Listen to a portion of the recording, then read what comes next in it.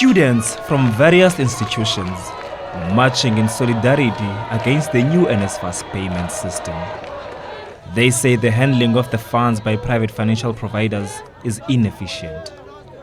NSFAS has partnered with banking service providers including Izaga, Tenetec, Coinvest and Norako to pay students directly. But students say the model has loopholes. First item on the agenda list is the direct payment, which has been introduced by Blades Demand and NSFAS. Secondly, 60 policy credit, which says that a student cannot get allowances, cannot get accommodation, can only pay for their fees. Thirdly, it is the issue of inconsistency in funding, where students get to be funded at the beginning of the year. When the year progresses, the student gets to be defunded.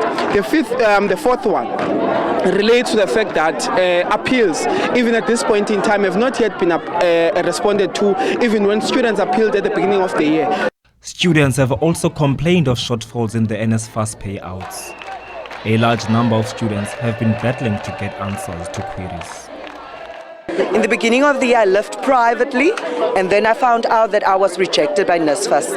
I had to leave the place that was accredited by NSFAS because I wasn't funded. So the university, when I explained my situation, when they heard that I went to trauma on their campus, they took me in at one of their senior student living spaces, and the university is helping me to study on debt on the moment. I'm indebted with 140,000 rand with the university. The NSFAS funding drama has resulted in about 200 students from CPUT District 6 campus being evicted. Because you have to stay at res, you have to have meal allowance, you cannot start at an empty stomach.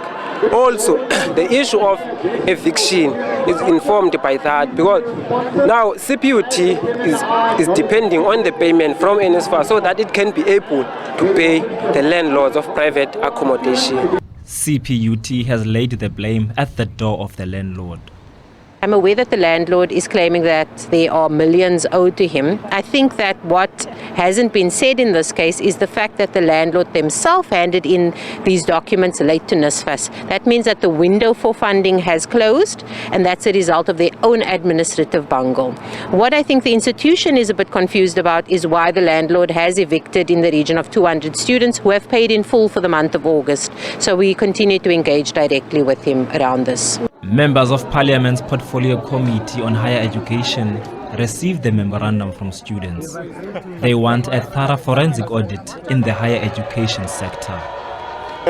Those who were contracted by NSFAS to distribute their funds, maybe using underhand tactics. Some of them I know in Pretoria, some students would have said to me that those companies would have went to them and said they must cause an uproar in the country because those contracts are taken away from them. So even that will also try and get to the bottom of it. I think the best way there will be to ask the ministry to do a proper forensic investigation.